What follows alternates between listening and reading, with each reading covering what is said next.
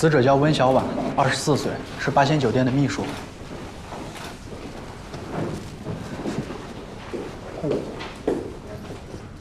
哎，鑫哥，你帮我查一下温小婉接触过什么闲杂人员没有？哦，哎，新墨西哥的黑帮分子一般经常会杀掉对方的帮派成员，然后呢，在死者身上写一行字，用来挑衅。再帮我看一下，电梯这个监控什么时候关的？好。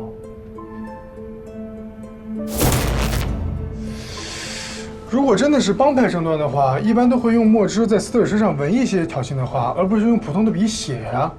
这样的字迹很容易被血液啊、分泌物啊等现场情况所破坏啊。如果真是想传递一些挑衅的话，那也太随意了吧？脖子上的伤口呢，不像是被利器割的，更像是被什么东西给勒的。啊？电梯顶部没有悬挂重物的痕迹，也没有铁丝。这电梯里边现血液痕迹啊，血液喷溅出来，完全没有任何的阻碍物。当时电梯里边应该只有他一个人。去监控室，这个案子不简单。密室杀人的方法呢有8种，我们来一一排除啊。第一种呢就是遗失，从出血量来看，这不可能是遗失。见血的最高点在电梯顶部，必须有血压的情况下才能够见得上去。啊，那么还有第2种方法，就是在这儿啊。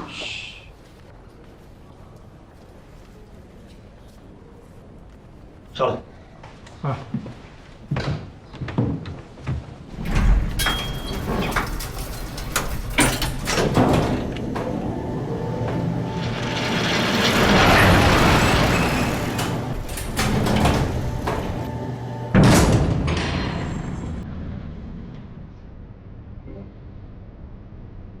哎，那是什么呀？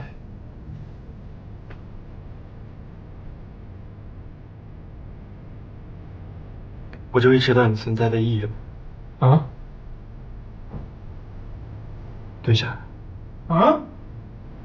你总不能让我来吧？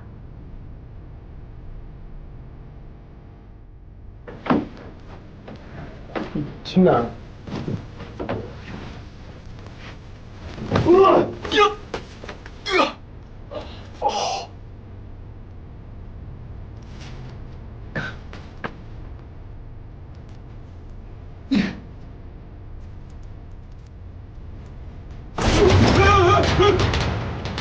不是忘了从开关了吧？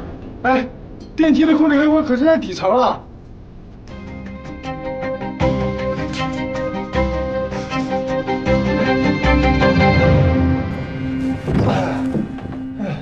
找到了。啊！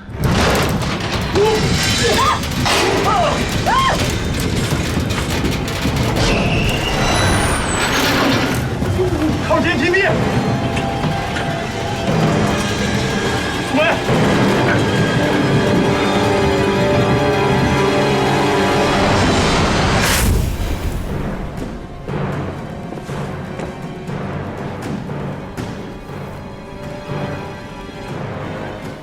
有轨电梯呢？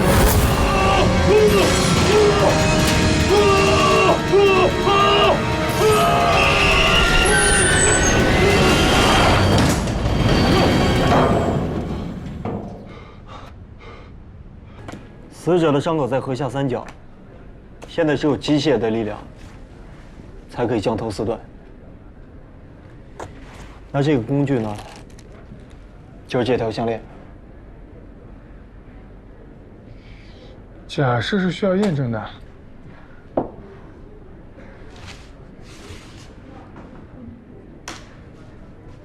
这个假人是特制的，材料高度仿真，就连体重都跟温小婉差不多。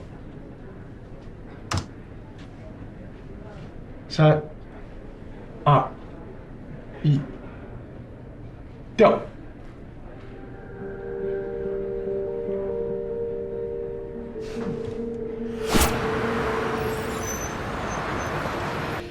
这个温小婉平时很孤僻，她的手机联络人居然不超过20个。和她联系最频繁的是她的男朋友杨子，每天平均有30个以上的电话。依赖型人格障碍，最头疼了。而这种杀人的手法完全可以一个人独立完成，他也很有可能是自杀呀。这是他的淘宝记录，3天前还订了一堆吃的，货还没到。如果你是一个吃货，自杀之前你会留下这么大的遗憾吗？我就不会。自杀的主要原因是因为脑中的多巴胺分泌不足，可是食物呢又可以促进多巴胺分泌。哎，我们其中最不容易自杀的就是高斌。如果是自杀的话，他过剩项链还少了1把椅子。我去查一下监控。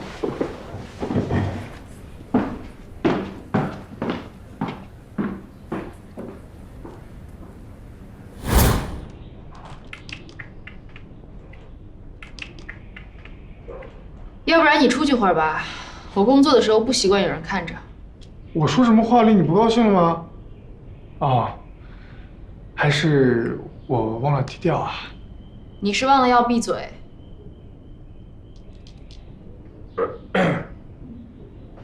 警官，你刚才不都查过了吗？还查什么呀1星期以内，酒店所有的监控都在这儿了吗？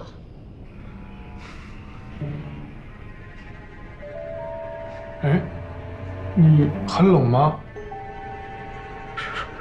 是厉鬼，厉鬼来索命了。什么？警官，其实你查了也白查，因为这根本不是人杀人，是鬼。古老的诅咒又生效了，现在又一个祭品出现了。祭品？这座酒店是建在一座古墓的上面，我们现在所站的位置，下面埋的都是尸骨。我们老板为了钱，把人家墓都掘了。哎，现在真是报应啊！哼，真是可笑啊！这个社会了，还有那么多人迷信。哎，报应和命运的必然性，你有论证吗？酒店刚开张的时候就有人跳楼，当时那个死者穿着一身红色的衣服，现在变成厉鬼，终于来索命了。有效信息为0。老祖宗说过，阳宅要是建在阴宅的宅基上，则是五鬼六煞之地，里边的住户多半都会横遭恶缘。安静。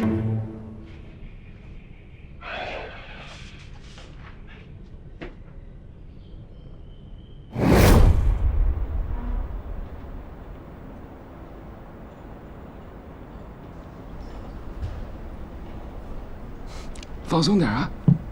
酒店这个行业呢，我非常理解。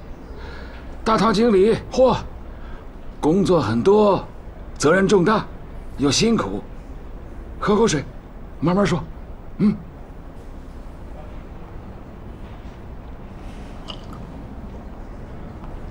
有鬼！酒店里有鬼啊！是啊，我一进来就觉得这里风水不太好。晚上明明走廊没有人，却能听到嗡嗡的说话声、笑声、闹声，还有好几次我值夜班，晚上去上厕所，一出门看到有一个人打着一把黑伞在走廊里走来走去。有一次我都不敢出厕所门，在厕所躲了一宿。那既然是这样，为什么老板不找人来看看呢？不知道，我要辞职，我要辞职。好，那你辛苦了啊，好好休息2天。如果想到什么了，就告诉我们，好吗？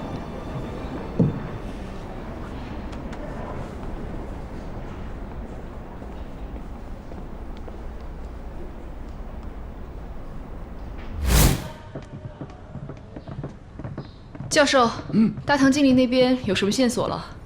就4个字，酒店有鬼。我倒是找到了一个鬼，老色鬼。老色鬼。我已经调查了，杨子有3天没有上班了，但是有人在6公里以外的酒吧街看到过他。那找人查一下，到底昨天晚上11点到1点的时候，有没有人能够证明杨子不在酒吧？好，我现在就去查。苏梅，这个酒店老板叫什么名字？他叫王金来。他人呢？还在找。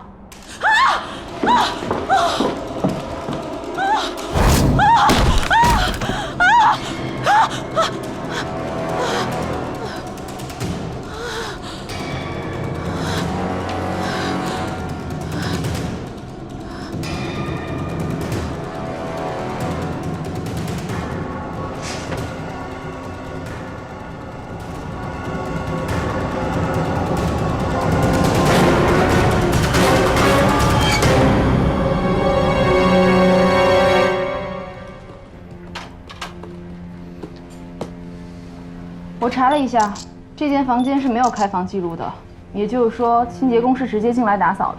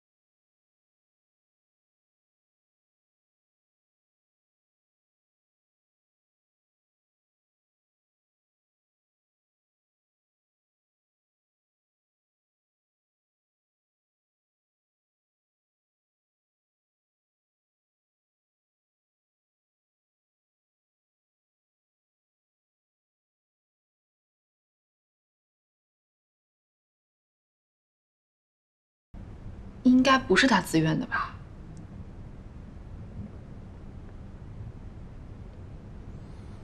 怎么了？世界很大。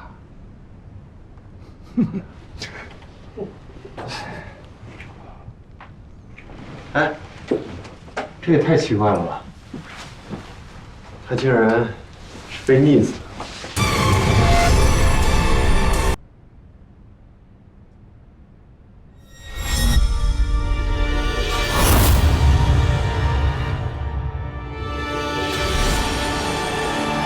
后边，你帮我看一下这上面的东西，是不是指甲油？我拿回去还原一下。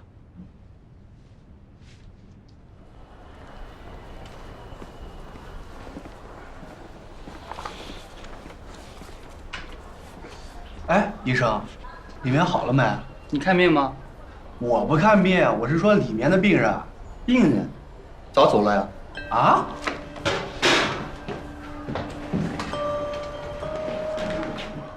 人呢？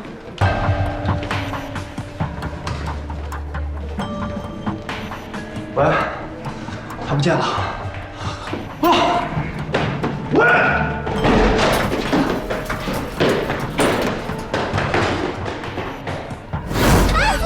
等一下！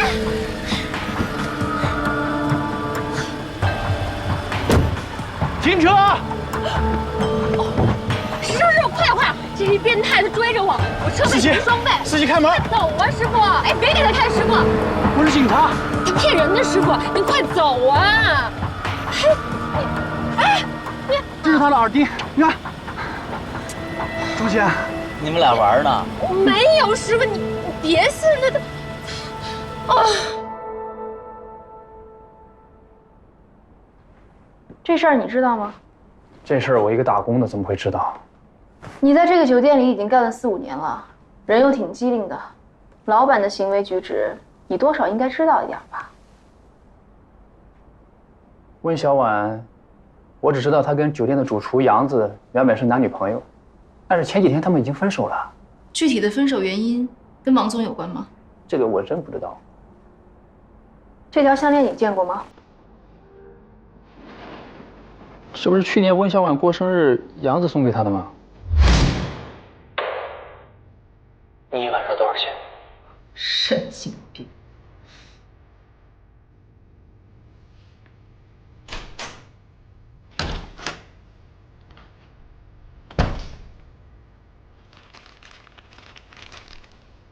自带工具，果然敬业啊！就凭这个，就说我杀人了？我检查了死者的尸体，发现他背后的鞭痕很专业。干多久了？ 7年。什么死者？谁死了？王金来，你昨天晚上的客人。我走的时候他还好好睡觉呢，我干嘛要杀他？我也觉得奇怪，你又不是新人，这是老客户，为什么要仙人跳呢？兜里的钱，不值得你铤而走险呢？我确实没杀他。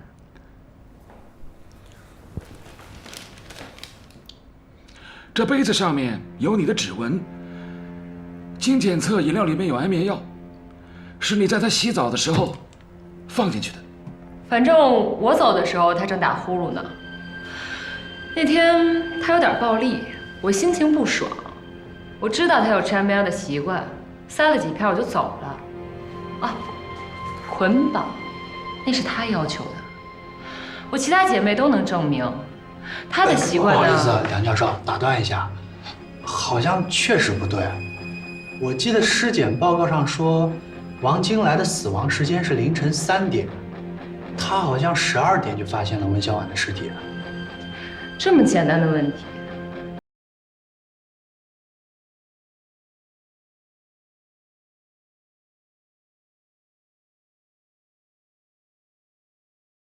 其实也不难。我都说了，我没有杀人。温小婉死的时候，你在哪里？有不在场证明吗？你说什么？小婉她怎么了？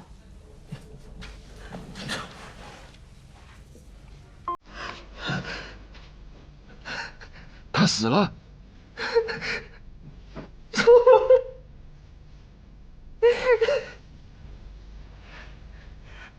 都是他，都是他害的。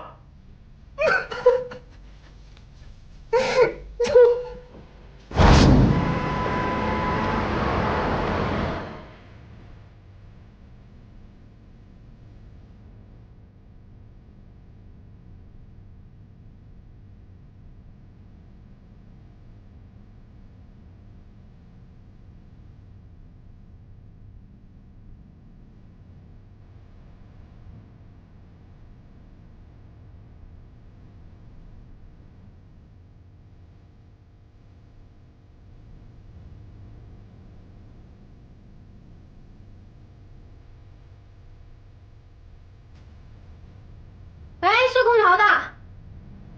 啊？这楼下好几个房间空调都漏水，你在这上面捣鼓什么呢？哦。快点啊！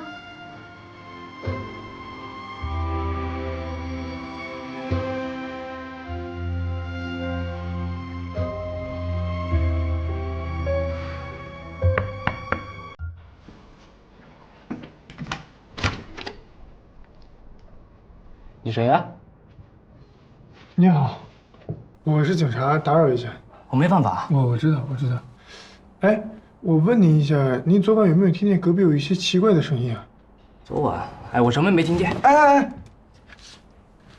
我方便进去一下吗？凭什么呀？这是我房间，我有隐私权的。你等会儿。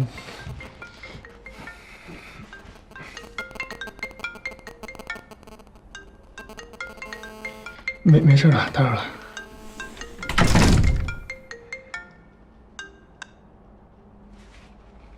喂，温小婉家找到了。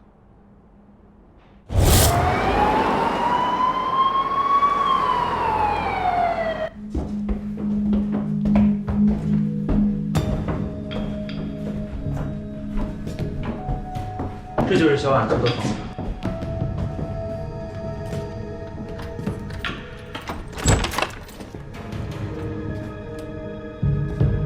稍等，有可能是跳闸了。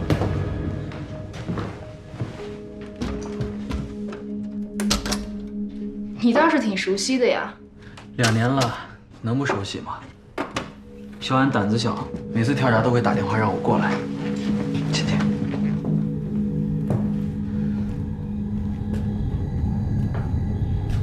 昨天晚上12点的时候，小安打电话给我，让我去他的酒店。我怕他继续纠缠我，就应付跟他说等会儿过去，然后继续喝我的酒。没想到他可能是在向我求救。他还说了什么？他还说：“记住我。”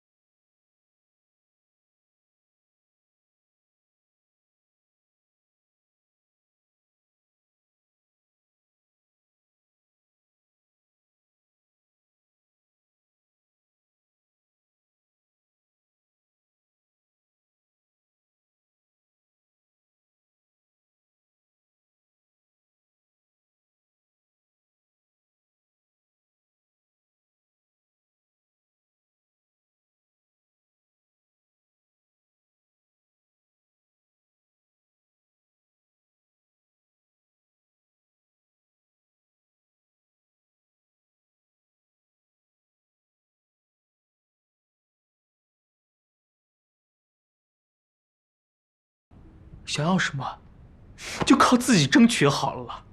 求这死狐狸有什么用啊？这个浮世爱情鸟，它一直以来求的都是你们的爱情。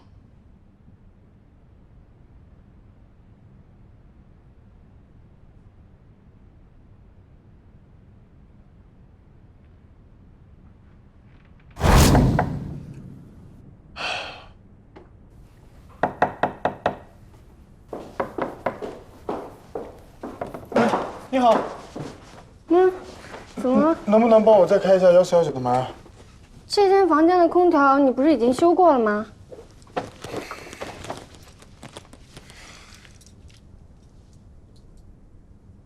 我是警察。啊。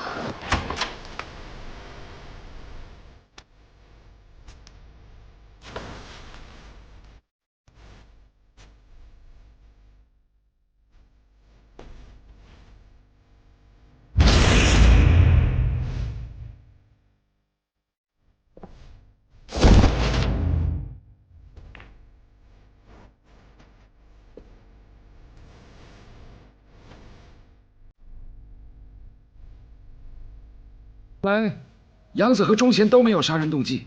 但是从他们两个感情关系来看，这个温小婉很有可能是自杀。那温小婉手臂上那一行字是什么意思呢？我问过杨子了，他也不知道这个老地方指的是哪里。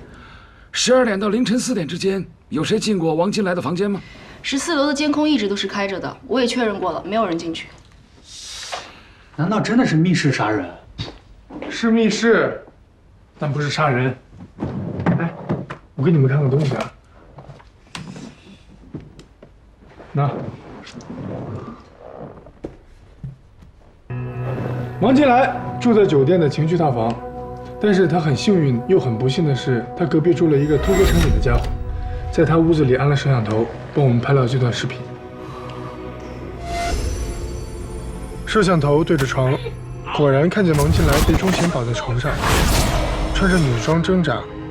接下来，钟贤走了。王老板，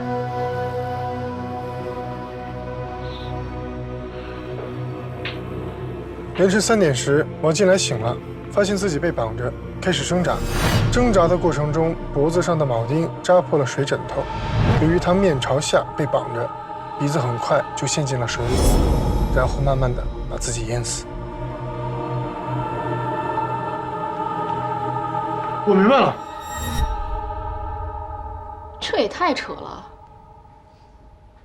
而且王金来如果不是被杀的话，温小婉自杀的可能性就很大。但是2个人在同一天都以这么奇怪的方式死于非命，这也太巧了吧？宇宙的诞生本来就是一个巧合，它是由无数个亚原子离子、无数次撞击产生的。哎，你们不信啊？还有椅子的问题，温小婉到底是怎么把项链挂在横梁上的？这个视频一看就是突然中断的，这不是自然老化现象，这是人为破坏的。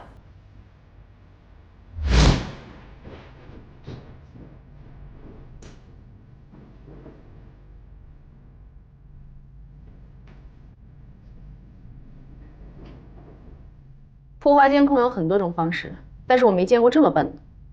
是啊，干个坏事儿还能把手划伤了。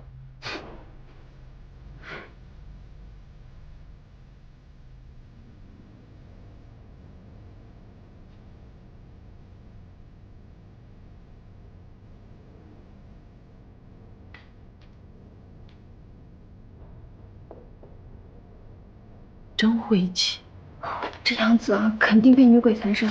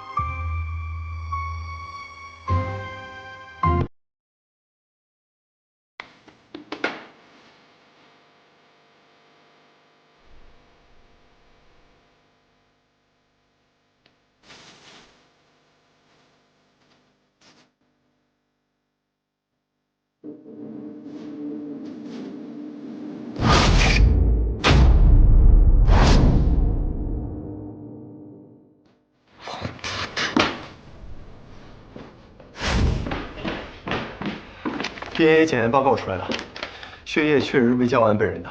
那监控就是他自己剪断的。可是也并不能证明是他自杀呀。一个生活当中只有男朋友的女人分手了，她为了让她的男朋友永远记住她，就在她男朋友每天都会经过的电梯里自杀了。这样的动机还不够充分吗？是不是以为杨子会来，所以故意把自杀现场弄得跟犯罪现场一样？是合理的假设，假设是需要验证的，而动机呢，不能成为证据。这不是证据吗？报展的意思是说，我们有证据证明温小婉有自杀的计划，但是现在没有证据能够证明她做了什么。对。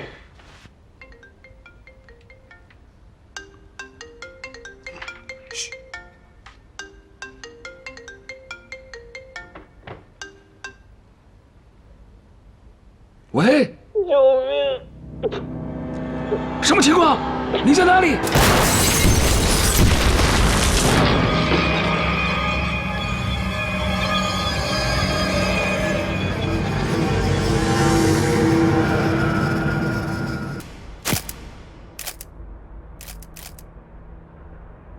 据报案的人说，现场的门是反锁的，而且半地下结构的厨房窗子非常窄，根本爬不出去。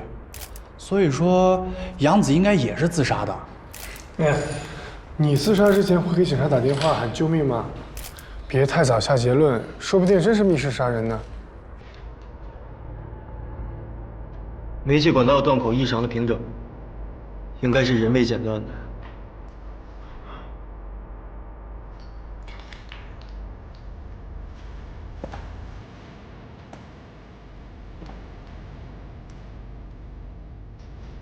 哎，他在干嘛？如果我没猜错的话，他正在判断死者与爆心的位置关系。爆炸的时候，死者是背对爆炸物的。这你都能看出来？来，高老师给你做个科普啊。这爆炸的时候呢，会产生强光，人啊会下意识的紧闭双眼，所以褶皱的皮肤是不会被火烧到的。所以，面对爆炸物的鼻根部、眉间还有他眼眶周围呢，就会有顺着皮肤纹理的细纹，但是他没有。死者如果是自己点的火，他不可能背对爆心啊，除非有2种可能：一是他死后被炸，2是别人点的火。那如果是别人点的火的话，煤气的爆炸速度那么快，现场怎么没有其他尸体？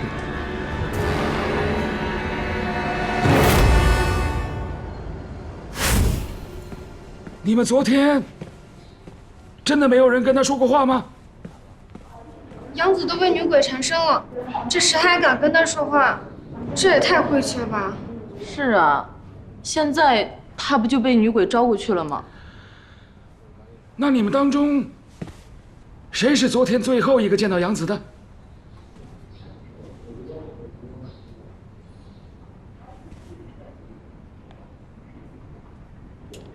是我。以我们刑侦学来讲，有一个定理：最后见到死者的，通常都是嫌疑最大的。不关我的事。昨天他在食堂就不对劲了，2只眼睛都没有神了，就像被勾了魂一样。哦，你观察的还挺仔细的啊。我也不愿意，谁让我跟文小婉同一间办公室，他又要去收拾文小婉的遗物，哎呀，真是晦气。他帮他收拾遗物，是想好好处理死者身后的事情。那干嘛要自杀呢？你最后跟他说了什么？我什么都没说，他一进来我马上就出去了。他自己收拾到一半，突然跑出去，可能跑去厨房自杀了，跟我没有关系。收拾到一半，那遗物在哪儿？能确定的是，死者确实是被炸死的。从他胸口的出血量可以判断，他的主动脉弓应该被割断了。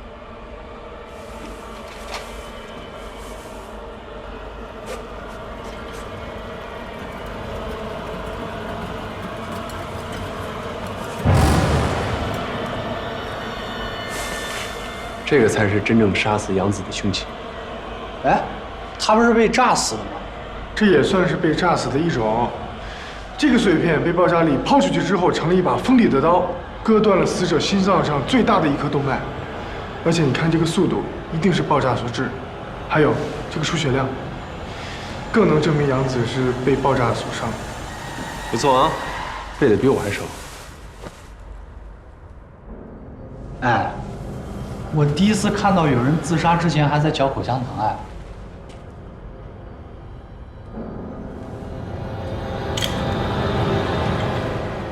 如果死亡是因为爆炸，那么这场爆炸就一定不是一个意外。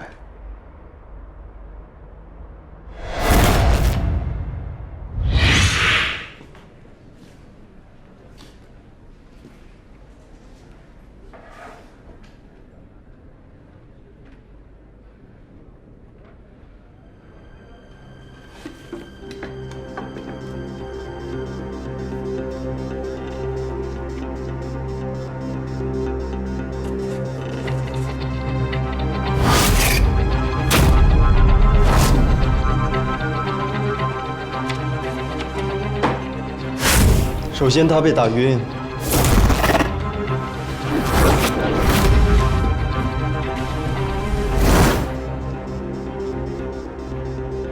然后凶手制造了爆炸，凶手剪断了煤气管道，接下来的口香糖粘在了灯泡上。厨房的门是反锁的，窗户又爬不上去，在这个空间里面唯一的出口就是传菜口。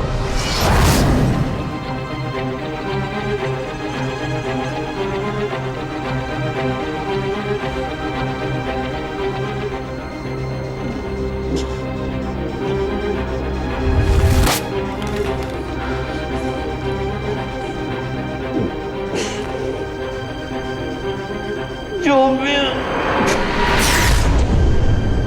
灯泡烧到了一定温度，再加上它的表面粘着口香糖，灯泡爆炸了。在一个泄满了煤气的空间里面，只要有一点火星，都会引起煤气爆炸。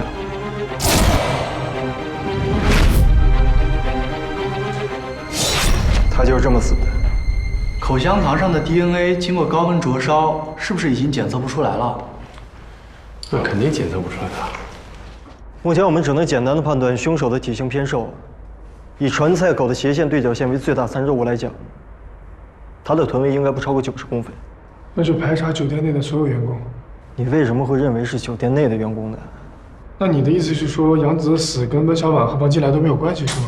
他们的死因都已经确凿了，你为什么会认为三者的死是有关联的？其实往往越简单的事情越没有那么简单，你越不想发生的事情才最容易发生。小朋友，你要不要回去看个电影啊？哎，好了好了好了，最后的结果还是要看我的尸检报告。OK。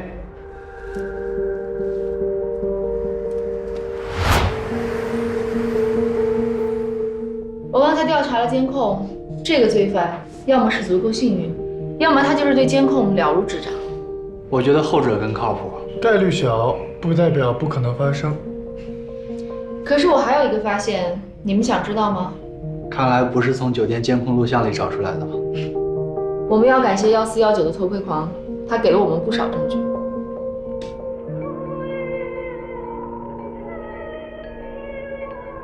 一般偷窥狂都会有连锁爱好，所以我切入他的电脑找到了这个。他把监听器安在了窗户旁边，所以天井里的声音全部收进来了。能从敲击的声音里面判别出敲击的材料吗？我不懂声学材料，但是有人懂。死者的后脑曾经被重击过，而凶器呢，应该是个碗。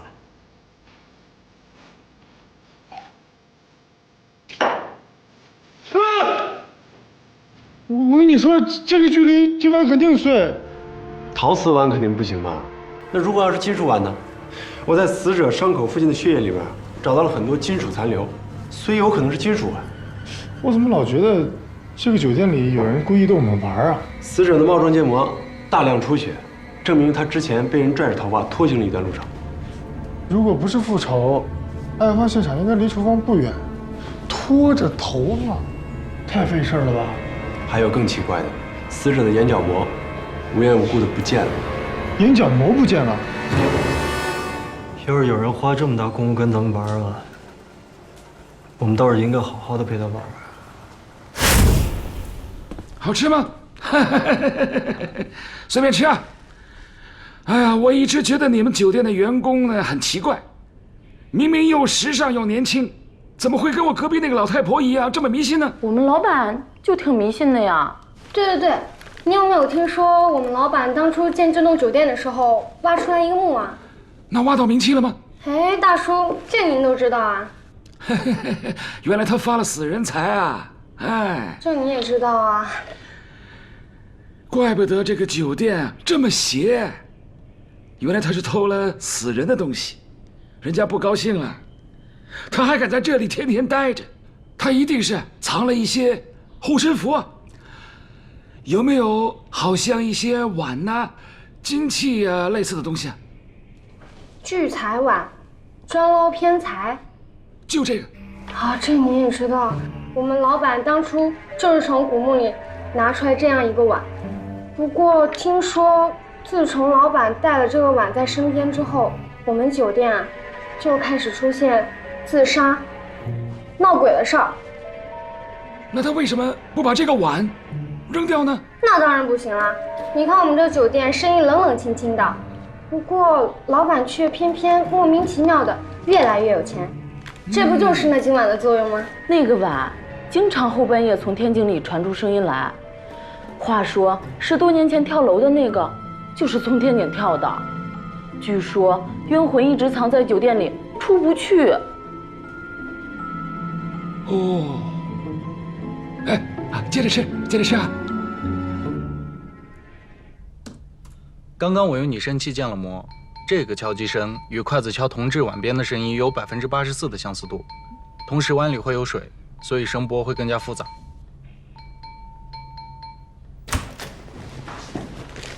是不是这个？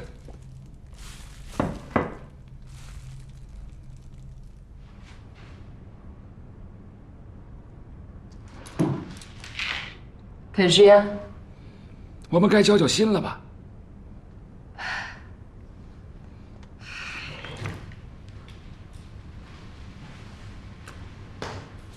我要判几年啊？那就看你配不配合了。你被抓来的时候呢，我们搜过你的包，但是我的同事没有想到，你包里这个碗有什么特别的含义？你能不能告诉我，酒店里面还有谁有这样的碗？别人要是有，我还费那么大劲干嘛？我和王金来那个老变态是有过几次交易，他随身带着这个金碗。有一次他高兴了就告诉我，这碗是几百年的古董。其实这个是仿古镀金的铜碗。不可能，我是亲手从他随身携带的包里掏出来的，不可能会错的。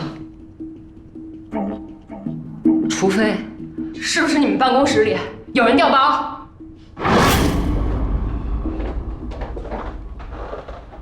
奇怪啊，是挺奇怪的啊。回字形的楼，风水中说人在井中就难以出人头地。你对这个还有研究啊？这上面写。哎，你快看，这酒店上上下下的员工都这么迷信，不可能不知道这大凶大煞的风水布局啊。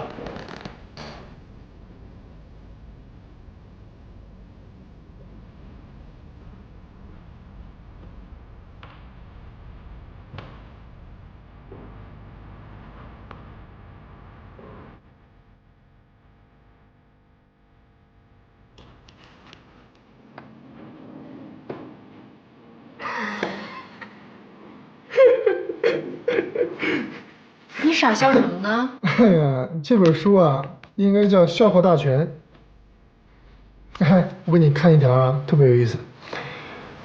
猫头鹰飞过屋顶，屋内必有大凶。怪不得霍格沃兹死了这么多人。你这书哪来的？温小婉的遗物啊。哎，奇怪的是，这本书没有出版字号，也就说明这本书是私自印刷出来的小册子，可能是某个人送给他的。这个字啊，这个字我鉴定过，跟温小满手上的字一模一样。那就是说是有人在他的手上写了这几个字。这个我不知道啊。哎，我有一个办法，我们就用这个见鬼使法，把温小婉的魂勾出来，问问他，啊？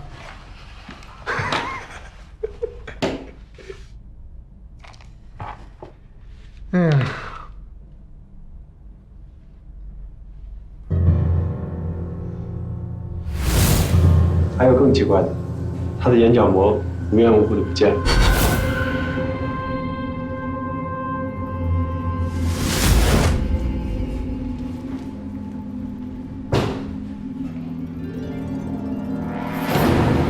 凶器找到了？没有，凶器不是这个。难道真的被调了包？当了这么多年警察了，第一次有人从警方的眼皮底下偷警方的东西。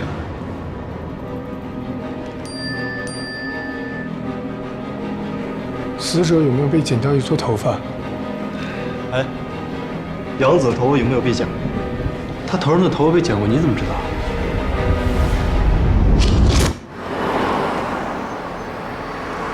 所谓见鬼使法，第一条，在黑暗中找到一个盛满水的碗，敲。这几天都没有下雨，怎么会有人把烧纸烧到一半又把它浇灭了呢？除非是他一边在烧纸，一边拿着一个盛满水的碗，他在招魂。然后呢？将死人的头发放在枕边。第7条，装上死人的眼角膜。太残忍了。第9条，穿着黑衣服站在一个风水空间，打着伞。这个大堂经理提过。第10条，终极见鬼法，死亡。所以我觉得在这个酒店里有人要见鬼。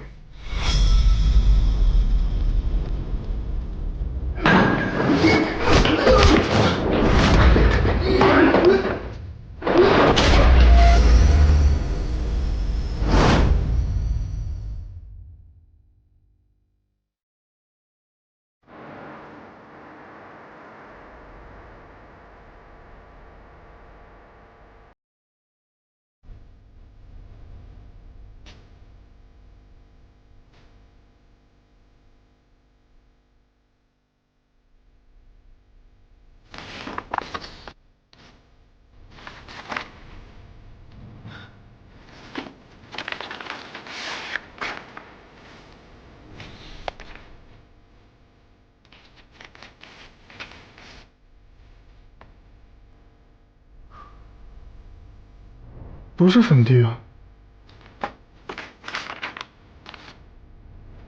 2005年，八仙酒店自杀是因为破产。破产？破产！八仙酒店又出事了，赶紧走！啊！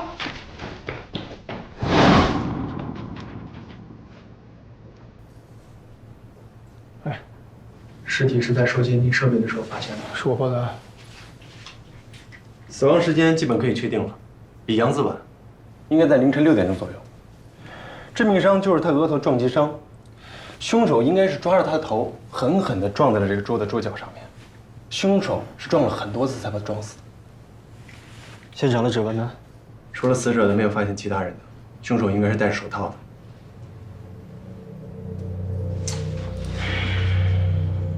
他脖子上这个痕迹，应该是被凶手威胁的时候留下来的。一个非常理智的凶手，为什么不一刀捅死他？要这么大费周章？这种杀人方法是有它特殊意义的。我记得1974年，在美国加州的旅店里，曾经有一名妇女吞吃丝巾而死。为什么呢？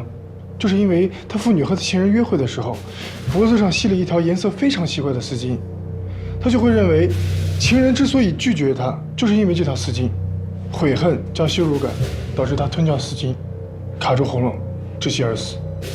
你的意思是说，这个木桌子有特殊的意义？嗯。其实我早就觉得这个旅店奇怪了。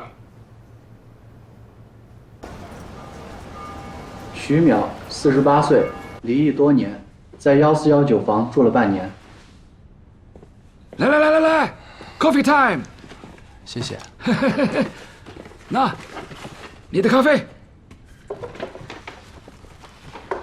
怎么了？今天状态好像不太好啊。这4个死者没有任何的关联，从现场的情况来看，不是专业犯罪。现在没有明确的线索。但至少我们可以肯定，凶手是一个非常迷信的人，因为他有招鬼的行为，而且他能够杀死2个正常的男人，一定不是女的，虽然块头有点小。但是现在我们什么都确定不了啊，没有证据就不可以并案处理。先从死者的人物关系入手看看吧。1419的房门没有被外力破坏的迹象，而死者呢又习惯常年挂着安全栓，就算服务员有房卡也打不开他的门。能让他开门的，一定是他最要好的朋友。我去查一下他的通话记录。哎，等等，还有这个，这是我在他枕头底下发现的。徐淼的通讯记录我找不到。为什么？因为他的手机在几个月前之前被停机了，而且我发现他好像没有与外界联系的必要。那他怎么生活啊？这个我问过前台了，他有需要的时候，他都用的是房间的电话，而且基本上打给的是外卖餐厅。也就是说，在他的生活中没有一个朋友。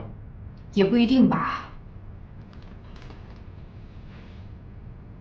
徐淼的房间在酒店的监控死角，而且正对着逃生楼梯，所以说凶手应该是从逃生楼梯上来的，而且深知到酒店的监控布局。我要给你看的不是凶手，而是这个。你的意思也就是说，他临死前一天晚上去哪儿了，是吗？不，重点是他每天晚上都一样。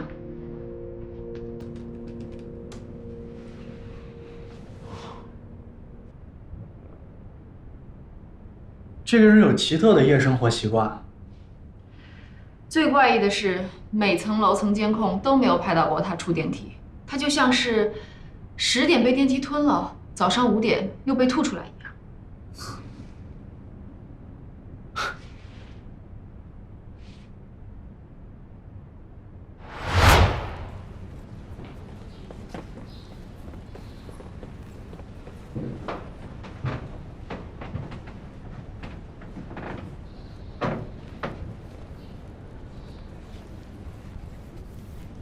哎，这个电梯怎么坏得这么频繁啊？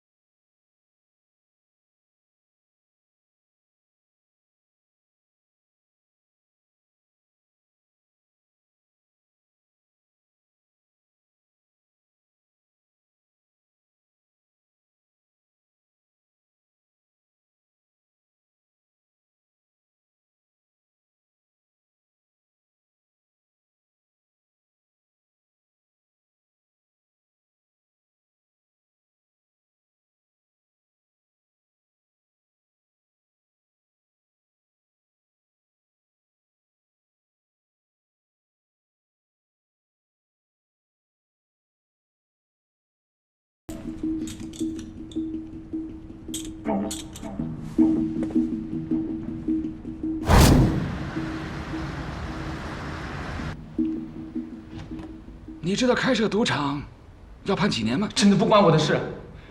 酒店闹鬼的传说是老板，是王金来让我们散户的。怎么可能？他是老板，干嘛要砸自己的场啊？酒店刚开业，就有人因为赌得倾家荡产，在酒店跳楼自杀了。老板为了掩盖赌场的秘密，就捏造出古墓的传说，说那个人是被鬼报复的。你戏演的不错嘛，干嘛不去当演员啊？这些都是王金来教我的。他为了让人相信，还到处显摆他的假古董金碗。那个金碗本来就是假的。是的，我从旧货市场花100块帮他买的。看来他算是死在自己散布的谣言上了。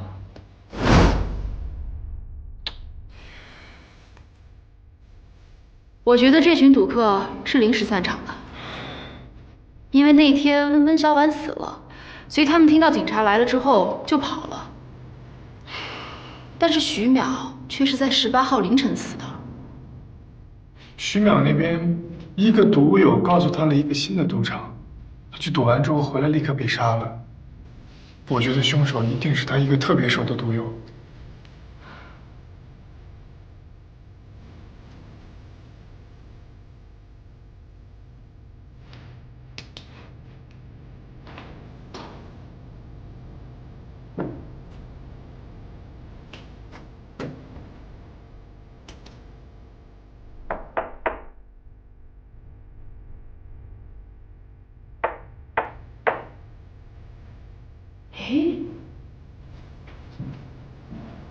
会不会是这个酒店根本就没有闹鬼？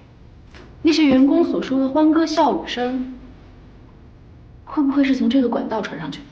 还有一个事情特别奇怪，哎，3天没有打扫，会脏到这个程度吗？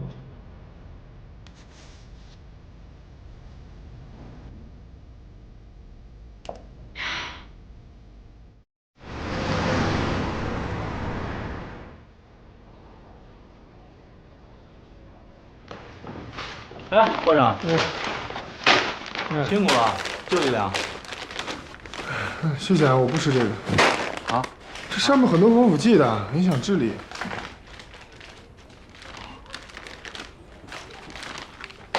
哎，我是不是打扰到你们俩了？是啊。那我换个地方。哎，不用，我看你最近状态不好，遇到什么问题了？你可是智商160的天才少年啊！哎呀，全是问题啊！首先，这些死者的之间毫无关系，而且我也不知道招鬼的人跟酒店有什么关系。况且他们的死因都很奇怪，温小婉是项链勒掉了脑袋，杨子呢是被炸死的，王金来呢是在床上被淹死的，而徐淼木头抽子磕死。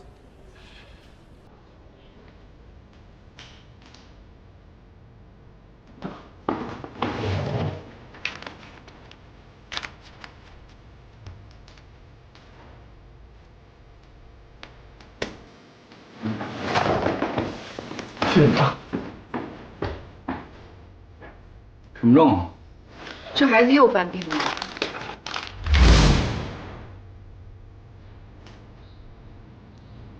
哎，除了你们大堂经理，还有谁能看到这些人的资料？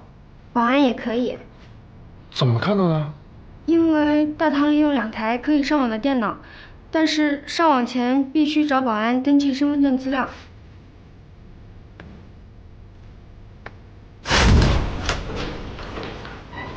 酒店员工里边除了你，还有谁知道有个地下赌场？除了我和值班的保安，就再也没有别人了。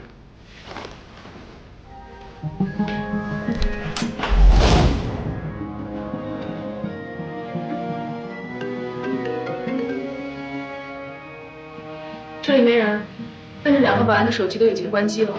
但是他们开机的最后显示位置确实是这个值班室。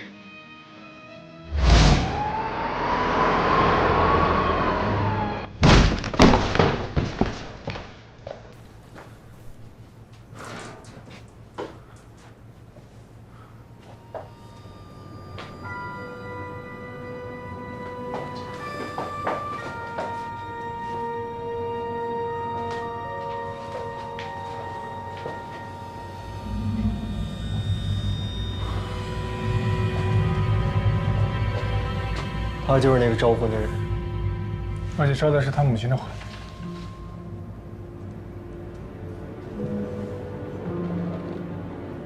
找到杀死杨子的凶器了。字迹完全一样，温小婉手臂上的字就是他亲手写的，你看。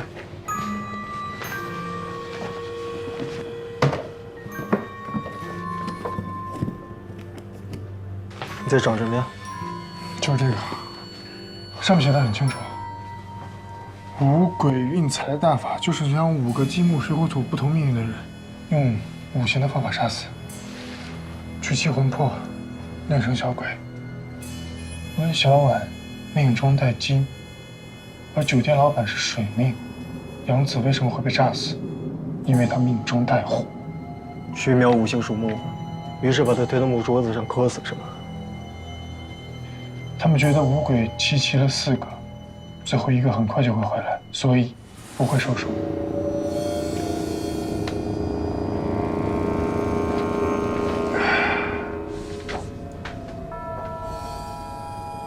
乙巳年11月15日子时，两水4火2金。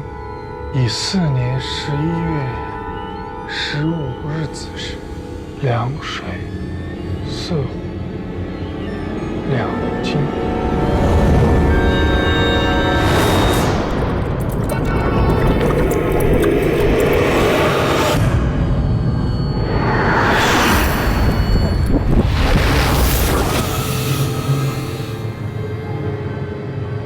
1个金，1个水，2个火，4个土。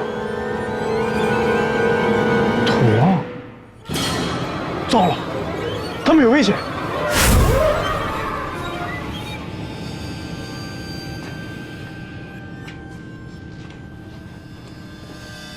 哎，你说我在这真能看见我妈吗？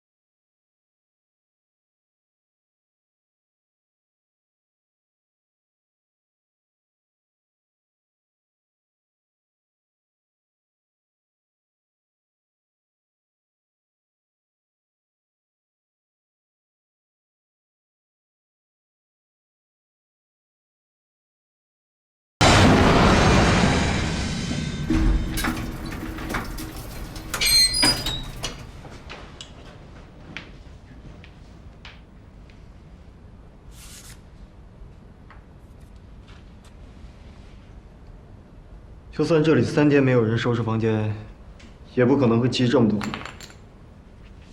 除非是同一个楼层有人在施工啊。而且这里不止1个出口，否则他们每次出门的时候，都会经过酒店的监控。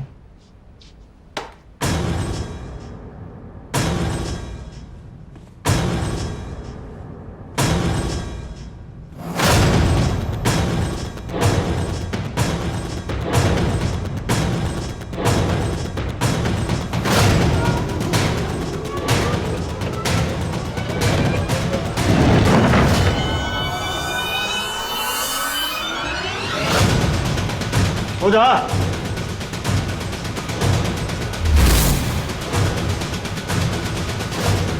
还差一个，还差一个，还差一个，还差一个，还差一个！住手！还差一个！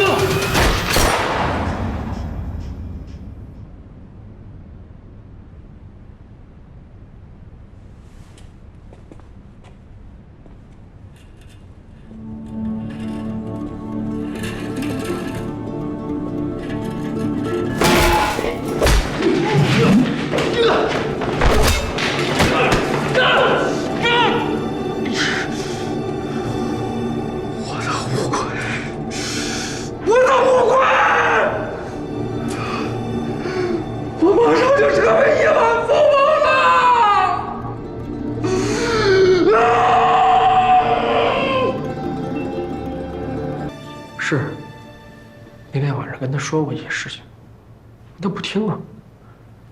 我承认，那天晚上刚开始的时候，我运气特别的好。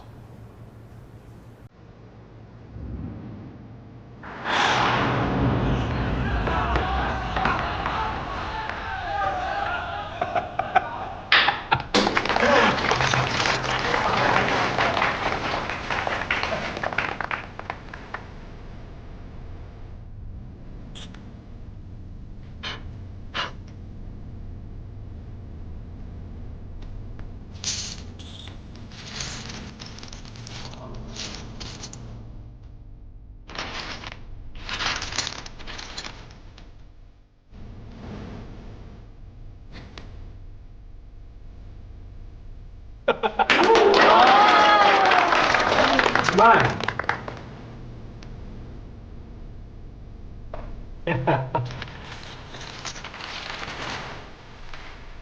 不可能吧！我靠！你说我了？不可能！快跑！警察来了！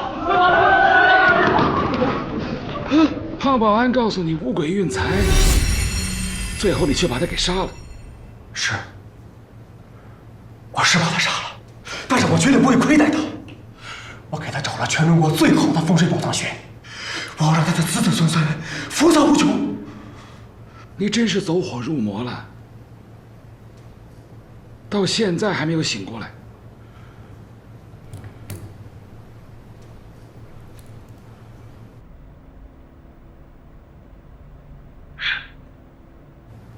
反正有钱才是王道。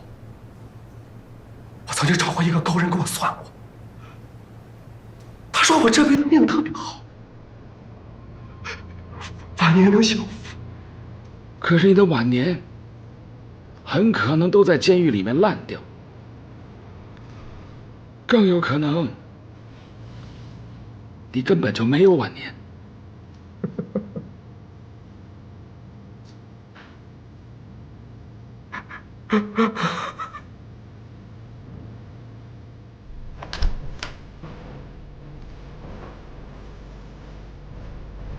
哎，郝总，辛苦了，你的明信片到了，谢谢。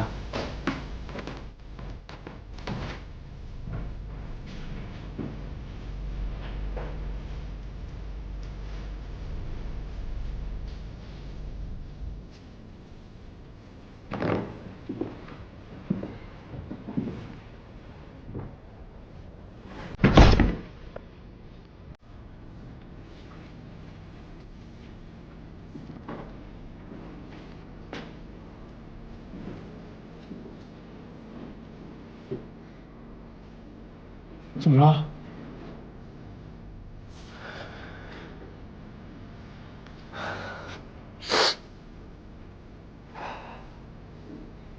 没事。不过一直有一个谜底没有被揭晓。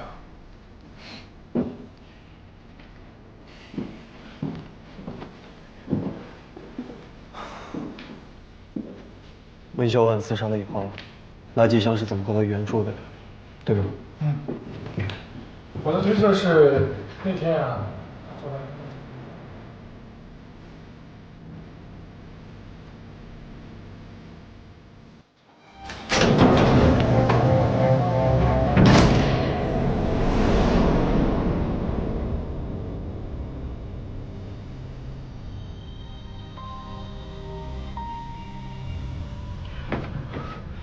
钱大王啊，一定要帮我把话带给他，就说我在老地方等他，一定啊。